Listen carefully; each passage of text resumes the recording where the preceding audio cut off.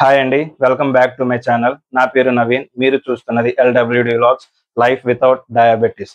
ఎవరైనా first time కానీ నా ఛానల్ విజిట్ చేసినట్టయితే నా ప్రీవియస్ వీడియోస్లో ఒక సింపుల్ రెసిపీని యూజ్ చేసి డయాబెటీస్ని ఏ విధంగా తగ్గించుకోవచ్చు అనేది ఒక వీడియో చేశానండి. అలాగే వాటర్ను ఉపయోగించుకొని వెయిట్ అనేది ఏ విధంగా తగ్గచ్చు అనేది కూడా ఒక వీడియో చేశానండి. ఒకసారి వీలైతే చూడండి. అలాగే వీడియో స్టార్ట్ చేసే ముందు నేను ఎప్పుడు చెప్పే మాటేనండి, నేనైతే డాక్టర్ని కాదు. నేను నా డైట్ చేంజ్ చేసుకున్న తర్వాత నాకు వచ్చిన రిజల్ట్స్ ప్రకారంగా నేను ఈ ఛానల్ అనేది స్టార్ట్ చేశానండి. అలాగే ఎవరికైనా హెచ్బిఏవన్సీ లెవెల్స్ అనేవి చాలా హై లెవెల్స్ లో కానీ ఉన్నట్టయితే డాక్టర్ పర్యవేక్షణలో మంచి ఫైబర్ ఫుడ్ అనేది తీసుకోండి. ఖచ్చితంగా మీ డయాబెటీస్ అనేది తగ్గుతుంది. సో ఇంక మనం వీడియోలోకి వెళ్ళిపోదామండి. వీడియోలోకి వెళ్తున్న ముందు మీరు థంబ్నెయిల్ కానీ చూసుకున్నట్లయితే థంబ్నెయిల్ లో సిగరెట్, ఆల్కహాల్ ఈ రెండాట్ల పక్కన రైస్ బ్యాగ్ అనేది పెట్టాను. సో మీరు అందరూ అనుకోవచ్చు, ఈ రెండాట్ల పక్కన రైస్ బ్యాగ్ అనేది పెట్టారు, ఇది ఎంతవరకు కరెక్ట్ అని మీరు అనుకోవచ్చు. దాని గురించి ఇప్పుడు మనం మాట్లాడుకుందాం అండి. నిజమేనండి, మన చిన్నప్పటి నుంచి కూడా మన పెద్దలు ఒక మాట చెప్తారండి మనకి, అన్నం పరబ్రహ్మ స్వరూపం, దాన్ని ఎట్టి పరిస్థితుల్లోని వేస్ట్ చేయకూడదు, ఒక్క మెతుకు కూడా వదలకుండా తినాలి అని చెప్తా ఉంటారండి. మా ఇంట్లో కూడా అలాగే చెప్పారు. బట్ ఇక్కడ నేను చెప్పబోయేది ఏంటంటే, అన్నం పరబ్రహ్మ స్వరూపం అన్నప్పుడు మనం తిన్న తర్వాత ఆ అన్నం అనేది మనకి ఏవైనా జబ్బులు కానీ ఉన్నట్లయితే ఆ జబ్బులు అనేవి మనకు తగ్గించకపోవడం పోయి ఈ డయాబెటీస్ అనేది మనం ఈ అన్నం తిన్న తర్వాత మనకు స్టార్ట్ అవుతుంది. ఈ డయాబెటీస్ ఒకదాంతోనే కాదండి, డయాబెటీస్ తో అనుసంధానం అయ్యి చాలా జబ్బులు అనేవి మనకి తెలియకుండానే మన బాడీలో అవి జనరేట్ అయిపోతున్నాయి. అవి కిడ్నీ ఫెయిల్యూర్ కానీ, లేకపోతే హార్ట్ అటాక్స్ కానీ, లేకపోతే నరాల బలహీనత అయిపోవడం కానీ, లేడీస్ లో వచ్చేసరికి థైరాయిడ్ కానీ, పీసీఓడిస్ కానీ, ఇలా చెప్పుకుంటూ పోతే చాలానే ఉన్నాయి. మనకి చిన్నప్పటి నుంచి కూడా మీరు కానీ చూసుకున్నట్టయితే గవర్నమెంట్ స్కూల్స్ లో కూడా మధ్యాహ్న భోజన పథకం అని చెప్పి అన్నమే పెడుతున్నారు. అలాగే కార్పొరేట్ మీటింగ్స్ లో కూడా పెద్ద పెద్ద కార్పొరేట్ మీటింగ్స్ లో కూడా అన్నమే పెడుతున్నారు. సో ఈ అన్నాన్ని మనం ఏ విధంగా ఎలిమినేట్ చేయాలి?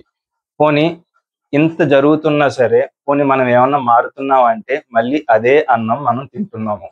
సో మీరు ఒక సిగరెట్ ప్యాకెట్ కానీ మీరు చూసుకున్నట్టయితే దాని మీద చాలా క్లియర్ గా మీకు ఇన్స్ట్రక్షన్ ఉంటుంది, స్మోకింగ్ కిల్స్ అని చెప్పి ఉంటుంది. దాని తర్వాత ఆల్కహాల్ కానీ తీసుకున్నట్టయితే alcohol is injurious to health అని ఉంటుంది. సో దాని మీద చాలా క్లియర్ కట్ గా మీకు వార్నింగ్ అనేది డిస్ప్లే అవుతుంది. అలాంటప్పుడు ఒక మనిషి సిగరెట్ కానీ తీసుకున్నట్టయితే అది అతను చేసిన ఫాల్ట్, అలాగే ఆల్కహాల్ కానీ తీసుకున్నట్టయితే అది అతను చేసిన ఫాల్ట్. ఎందుకంటే దాని మీద చాలా క్లియర్ కట్ ఇన్స్ట్రక్షన్ గవర్నమెంట్ అనేది ఇస్తుంది. బట్ ఈ రైస్ బ్యాగ్ వచ్చేసరికి ఏ ఇన్స్ట్రక్షన్ ఉంటుంది? ఎటువంటి ఇన్స్ట్రక్షన్ కూడా ఉండట్లేదు. దానికి తోడు నేను కొన్ని షాపులు చూశానండి, న్యూట్రిషన్ రిచ్ రైస్ అని చెప్పి ఉంటుంది, లేకపోతే ఫైబర్ రిచ్ రైస్ అని ఉంటుంది, లేకపోతే ఇంకా రకరకాలుగా షాప్ బయట అంటే ఈ రైస్ సెల్ చేయడానికి రకరకాలుగా చెప్తున్నారు. ఇది ఎంతవరకు కరెక్ట్ అండి? ఇప్పుడు ఒక ఫైబర్ రిచ్ రైస్ అని అంటే అసలు రైస్ గురించి కూడా కాదండి, అసలు ప్రకృతి అనేది మనకి ఏ విధంగా ఆహారం ఇచ్చింది అనేది మనం ఒకసారి డిస్కస్ చేసుకోవచ్చు.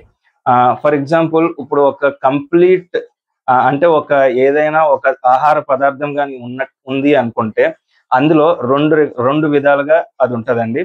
అంటే ఒకటి మనం తినగలిగేది, ఇంకోటి తినలేనిది. తినగలిగేది ఏంటండి? ఇప్పుడు ఫర్ ఎగ్జాంపుల్ కోకోనట్ తీసుకోండి, అంటే కొబ్బరికాయ తీసుకోండి. కొబ్బరికాయ కానీ తీసుకున్నట్టయితే పైన చిప్ అనేది ఏదైతే ఉంటుందో అది మనం తినలేనిది. లోపల పల్ప్ అంటే లోపల కొబ్బరి ఏదైతే ఉందో అది తినగలిగేది. సో ఈ పైన చిప్ అనేది మనం పడేసి లోపల కొబ్బరి అనేది తింటాం. అలా తిన్నట్టయితే అది సంపూర్ణ ఫలం అని చెప్పి అంటారు. దాంట్లో ఉన్న న్యూట్రిషన్ మొత్తం అంతా కూడా మనకు వస్తుంది. అలాగే మీరు వేరే ఏదైనా సరే చూసుకోండి, పెసలు చూసుకోండి. పెసలు కానీ చూసుకున్నట్టయితే పెసలు కంకులు అని చెప్పి వస్తాయి. దానిపైన ఆ కంకులకి లోపల మీకు పెసలు గింజలు అనేవి వస్తాయి. ఆ కంకులు బయట ఏదైతే పొట్టు ఉంటుందో అది తీసి పడేస్తారో, లోపల పెసల్ని మనం తీసుకుంటాం. సో అది కంప్లీట్ సీడ్ అది. అలాగే రైస్ కూడా మనకి వచ్చిన తర్వాత ఆ పైన పొట్టు ఏదైతే ఉంటుందో అది పడేయాలి. పడేసిన తర్వాత కంప్లీట్ రైస్ ఏదైతే ఉంటుందో అది మనం తీసుకోవాలి. బట్ మనం ఇక్కడ చేస్తున్న తప్పు ఏంటంటే ఆ రైస్ మీద ఉన్న పొట్టు, ఆ లేయర్ ని కూడా తీసేస్తున్నాం. ఆ లేయర్ ఏంటంటే కంప్లీట్ ఫైబర్. ఆ ఫైబర్ ని మనం తీసేసి ఓన్లీ లోపల ఏదైతే కార్బోహైడ్రేట్ ఉంటుందో, పనికి రానిది ఏదైతే ఉంటుందో అది మనం తీసుకుంటున్నాం. ఎప్పుడైతే ఈ ఫైబర్ ని మనం ఆ సీడ్ నుంచి మనం ఎలిమినేట్ చేసేస్తున్నామో అది ఒక విష పదార్థం కింద మారిపోతుంది. అది మనకి తెలియకుండానే మన లోపలికి వెళ్ళి మొత్తం సర్వనాశనం, మన ఆర్గాన్స్ మొత్తం డ్యామేజ్ చేసేస్తుంది. ఒక సింపుల్ ఎగ్జాంపుల్ చెప్తాను, చూసుకోండి. ఇప్పుడు మనం మధ్యాహ్నం లేకపోతే రాత్రో రైస్ తింటున్నాం. దాంట్లో కొంతమందికి చాలా ఇష్టము కొబ్బరికాయ మామిడికాయ పచ్చడి కొంచెం కారంగా చేసుకుంటారు. అందులో ఇంత అన్నం పెట్టుకుంటారు, ఇంత పచ్చడి వేసుకుంటారు, ఇంత నెయ్యి వేసుకుంటారు. సో ఇక్కడ ఏమవుతుందండి, ఇంత అన్నం మీరు పెట్టుకుంటున్నారు, పచ్చడి ఎంత వేసుకుంటున్నారు, ఇంత నెయ్యి. అంటే మీకు విష పదార్థం అనేది ఇంత వెళ్తుంది, దీనికి బెనిఫిట్ అనేది ఇంత అవుతుంది. సో అప్పుడు ఆటోమేటిక్ గా మీకు ఒక్కసారి ఇది కానీ తిన్నారంటే మీ షుగర్ లెవెల్స్ అనేవి చాలా పీక్ లోకి వెళ్ళిపోతాయి. అలా కాకుండా ఎప్పుడైనా సరే ఒక్కసారైనా సరే మీరు ఈ రైస్ అనేది మొత్తానికి తీసేసి ఓన్లీ కొబ్బరికాయ అనేది తిని ఎప్పుడైనా మీరు చెక్ చేసుకున్నారా మీ బాడీని? అలాగే ఎప్పుడు ఎవరో చెక్ చేసుకోరు. దానికి తోడు నేను చాలా దగ్గర విన్నానండి, కొబ్బరికాయ తీసుకుంటే మీకు షుగర్ అనేది పెరిగిపోతుందంట. అసలు అది ఎంతవరకు కరెక్ట్ అండి ఆ మాట? మీరు ఎప్పుడైనా గూగుల్లో సెర్చ్ చేశారా అండి? కొబ్బరికాయ అనేది, మీరు కొబ్బరికాయని తీసుకుంటే మీకు షుగర్ అనేది కంట్రోల్ అయిపోతుంది. కొబ్బరికాయ, పల్లీలు ఇవన్నీ ఏంటంటే ఇవి మీరు నానబెట్టి కానీ వేపు కానీ తీసుకుంటే మీ షుగర్ లెవెల్స్ అనేవి డౌన్ అయిపోతాయి. అలాంటి మంచి ఫుడ్ ని మీరు దాన్ని విషం చేస్తారు. అంటే ఇక్కడ సమాజం ఏ విధంగా క్రియేట్ చేసిందంటే, అంటే ఎవరు క్రియేట్ చేశారో చెప్పలేమండి. బట్ ఇక్కడ సమాజం ఏ విధంగా క్రియేట్ చేసిందంటే, ఒక విష పదార్థాన్ని తీసుకుని వచ్చి దాన్ని అమృతం కింద మార్చారు. అలాగే ఒక అమృతాన్ని తీసుకుని వచ్చి విష పదార్థం కింద మార్చేశారు. అంటే అమృతం అంటే ఈ కొబ్బరికాయ, పల్లీలు, లేకపోతే కొబ్బరి నీళ్ళు, ఫ్రూట్స్, ఈ ఏం తీసుకున్నా సరే షుగర్ పెరిగిపోతుంది అని చెప్తున్నారు. అలాగే ఈ అన్నం విష పదార్థం, ఈ అన్నం దగ్గరికి వచ్చేసరికి అన్నం ఎంత తిన్నా సరే షుగర్ పెరగదు అని ఇంకా చాలా మంది భ్రమలో ఉన్నారు. ఇది ఎంతవరకు కరెక్ట్? ఈ విధంగానే మొత్తం మన పిల్లల దగ్గర నుంచి మనం కూడా ఇదే కంటిన్యూ చేస్తున్నాం. ఇంకా సింపుల్ గా చెప్పాలంటే ఈ సిమ్టమ్స్ ఎవరెవరికి ఉన్నాయో ఒకసారి చెక్ చేసుకోండి, నేను చెప్తాను. పొద్దున్న పుష్కలంగా అంటే కడుపు నిండా టిఫిన్ తింటారు. టిఫిన్ తిన్న తర్వాత ఆఫీస్కి వెళ్తారు. ఆఫీస్కి వెళ్ళిన తర్వాత మధ్యాహ్నం 12 అయ్యేసరికి వాళ్ళకి కాళ్ళు చేతులు వణుకుపోయి దడ వచ్చేస్తుంది, నీరసం వచ్చేస్తుంది. అలాగా ఈ సిచ్యువేషన్ ఎంతమంది ఫేస్ చేస్తున్నారు? అందులో నేను కూడా ఉన్నాను ప్రీవియస్ గా, కానీ ఇప్పుడు నేనైతే అందులో లేను, దాని నుంచి బయటకు వచ్చేసాను. నెక్స్ట్ లేడీస్ విషయంలో నేను ఇది చాలా ఫ్రీక్వెంట్ గా, అంటే కొన్ని రోజుల క్రితం నేను విన్నానండి. ప్రెగ్నెంట్ ఉమెన్స్ మెయిన్ గా వాళ్ళు గైనకాలజిస్ట్ దగ్గరికి వెళ్తున్నప్పుడు వాళ్ళు ఏం చెప్తున్నారంటే డాక్టర్స్ కి, మేడం మేము ఎంత అన్నం తింటున్నా సరే ఏమవుతుందో తెలియట్లేదు, నీరసం అయిపోతున్నాం మేడం, ఎంత తింటున్నా సరే తిన్న ఒక గంటకి నీరసం అయిపోతుంది మేడం, ఏంటో మేడం మాకేం అర్థం కావట్లేదు అని డాక్టర్స్ చెప్తున్నారు. ఈవెన్ డాక్టర్స్ కూడా అదే మాకు కూడా తెలియట్లేదండి, ఈ కంప్లైంట్స్ అనేవి చాలా దగ్గర నుంచి వస్తున్నాయండి అని చెప్తున్నారు. దేనికండి కారణం? ఏమీ లేదండి, సింపుల్ గా మీరు న్యూట్రిషన్ ఫుడ్ ఏదైతే ఉందో అది పక్కన పెట్టేస్తున్నారు, విష పదార్థం ఏదైతే ఉందో అది తింటున్నారు. సో చిన్నప్పటి నుంచి మీరు తిని 25 years 30 years దాకా తింటున్నారు. సో ఇప్పుడు మీరు ఎప్పుడైతే ప్రెగ్నెంట్ అవుతున్నారో ఆ బలం మీకు సరిపోవట్లేదు, బేబీకి దానికి సరిపోవట్లేదు. అందుకని చెప్పి మీ బాడీ అనేది మీకు సపోర్ట్ చేయట్లేదు. సింపుల్ అండి ఇదే. దీనికి తోడు థైరాయిడ్, పిసిఓడి ఒక్కటి కాదండి, ప్రతిదీ వస్తున్నాయి.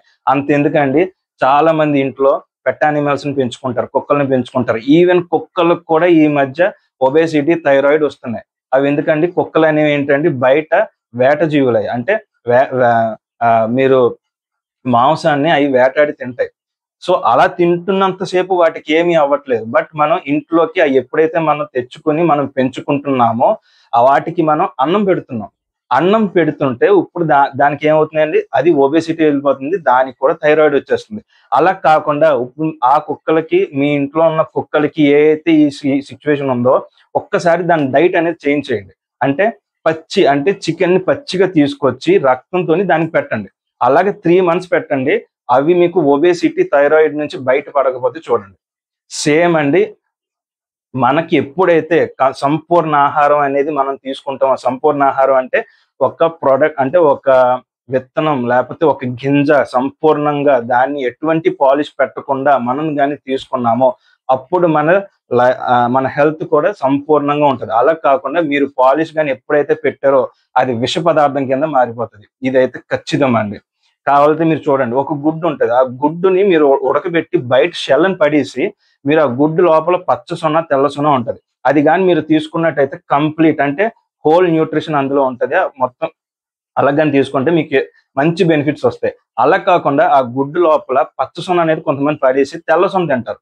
అసలు పచ్చ సొనే చాలా బలం అండి. అదే పడేస్తారు. అలాంటప్పుడు అది కంప్లీట్ ఫుడ్ అనేది అవ్వదు. ఏదైనా సరే కంప్లీట్ ఫుడ్ అనేది దాంట్లో ఉన్న న్యూట్రిషన్ మొత్తం మనకు రావాలి అంటే అది ఎటువంటి పాలిష్‌కి గురవ్వకూడదు. ఇప్పుడు మినపప్పు ఉందండి. మినపప్పు కూడా అంతే. పై తొక్కను పడేస్తున్నారు. లోపల తెల్ల గింజను మాత్రం తీసుకుంటున్నారు.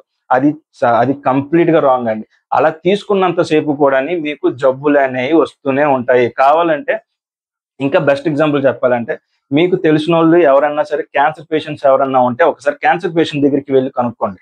క్యాన్సర్ పేషెంట్ ఆళ్ళని ఏమని అడుగుతారంటే, "మీకు క్యాన్సర్ ఎలా వచ్చిందమ్మా? మీరసల ఏ ఫుడ్ తీసుకున్నారంటే?" ఆళ్ళు ఖచ్చితంగా చెప్తారు. "మేము బయట ఫుడ్ అనేది తీసుకోలేదండి. మేము కంప్లీట్‌గా ఇంట్లో ఫుడ్ అనేది తీసుకున్నాం. మా చేతులతో వండిన ఫుడ్‌నే తీసుకున్నాం. అయినా సరే మాకేంటో ఈ రోగం వచ్చింది. ఇలాంటి రోగం అనేది ఎవ్వరికీ రాకూడదండి" అని చెప్తారు. మరి ఆళ్ళకి అసలు ఆళ్ళ చేతులతో వండుకున్న ఫుడ్ తింటేనే క్యాన్సర్ వచ్చింది అంటే దానికి కారణం ఏంటండి? ఏం వండుకున్నారు ఆళ్ళు? ఏం వండుకున్నారండి ఆళ్ళు? పొద్దున్న లేసిన దగ్గర నుంచి ఇడ్లీ, దోస, ఉప్మా, బోండా, పూరి. మళ్ళీ మధ్యాహ్నం అయ్యేసరికి రైస్. రాత్రి అయ్యేసరికి రైస్. మధ్యాహ్నం స్నాక్స్‌లోకి మధ్యాహ్నం మిగిలిపోయిన అన్నం ఏమైనా ఉంటే రైస్. మళ్ళీ పొద్దున్న మళ్ళీ రాత్రి మిగిలిపోయిన అన్నం ఉంటే పులిహోర. రైసే కదండీ! మొత్తం అంతా రైస్, రైస్, రైస్. అలాంటప్పుడు మీకు క్యాన్సర్‌లు, థైరాయిడ్‌లు, పీసీఓడీలు ఇలాంటి స ఇలాంటి రోగాలన్నీ రాకుండాని మనకేమొస్తాయండి? ఈ రోజుల్లో చిన్న పిల్లల విషయాలు చూసుకోండి.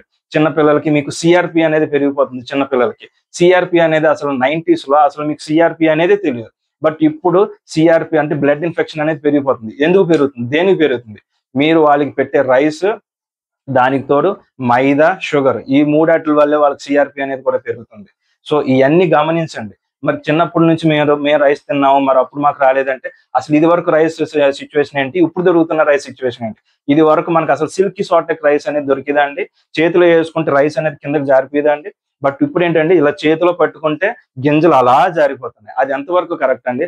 అసల దాన్ని అంతలా మోడిఫై చేస్తున్నప్పుడు అది రాను రాను అది విష పదార్థం ఇంకా దాంట్లో విషం ఎక్కువైపోతుంది గానీ న్యూట్రిషన్ అయితే ఉండట్లేదు. సో, అలాంటి దాన్ని మీరు తిని మీరు పిల్లలకు పెట్టి అసలు ఎంతవరకు కరెక్ట్ అది? మీరు తినడమే కాకుండా మీ పిల్లల భవిష్యత్తు కూడా పాడు చేసేస్తున్నారు. ఇప్పుడు మీకొక 35 ఇయర్స్ ఉండుంటాయి. 35 ఇయర్స్‌కే మీకు కాళ్ళు, చేతులు వణుకుపోతున్నాయి. 12 అవ్వగానే కాళ్ళు, చేతులు వణుకుపోతున్నాయి. మీరు ఉండలేకపోతున్నారంటే ఇదే ఫుడ్ మీ పిల్లలకు కూడా పెడుతున్నారు. ఆళ్ళకి ఒక 20 ఇయర్స్ వచ్చేసరికి అలాగైపోతది. కావాలంటే మీరు గమనించుకోండి. ఒకసారి మీకు మీరు క్వెషన్ చేసుకోండి. సో, నేను చెప్పదలుచుకున్నది ఇదేనండి. దయచేసి ఈ రైస్ అనే భూతాన్ని మాత్రం మీ లైఫ్ నుంచి దూరం చెయ్యండి. ఒకవేళ మీరు రైస్ గాని తినాలి అనుకుంటే అది ఖచ్చితంగా ఫైబర్‌తో ఉండి తీరాలి. అంటే ఒక కంప్లీట్ గ్రెయిన్ లాగా ఉండాలి. అంతేగాని దాని పై పొట్టు తీసేసి, లేపోతే ఇంకేదో తీసేసి లోపల మాత్రమే మేము తింటాము అంటే అది మీరు విషం తింటున్నట్టే మీ ఫ్యూచర్‌లో.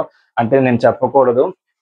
ఫ్యూచర్‌లో మీరు ఎప్పుడు వినని జబ్బులన్నీ కూడా ఇంకా చాలా వస్తాయి. అయన్నిట్లికి దూరంగా ఉండాలంటే దయచేసి మీరు రైస్‌ని అవాయిడ్ చేయండి.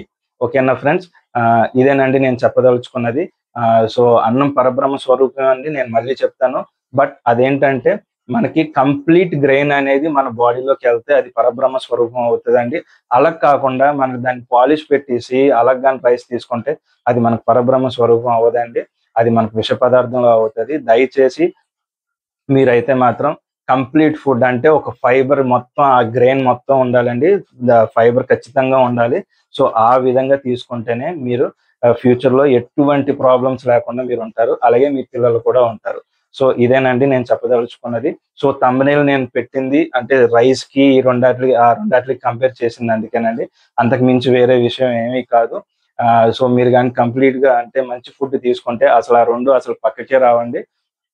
ఇలా కానీ ఆహ్, ఇప్పుడు తీసుకుంటున్న మీరు రైస్‌ని పోల్చుకుంటే నా నేను చెప్పే విషయం అయితే ఆ రెండే కరెక్ట్ అండి. అంటే సిగరెట్, ఆల్కహాల్ కరెక్ట్. ఎందుకంటే దాని మీద చాలా క్లియర్ కట్‌గా ఇన్ఫర్మేషన్ ఉంటది. బట్ రైస్ బ్యాగ్ వచ్చేసరికి అసలు ఈ రోజుల్లో అసలు ఎటువంటి ఇన్ఫర్మేషన్ లేదు. మనం చాలా విషం తింటున్నాం.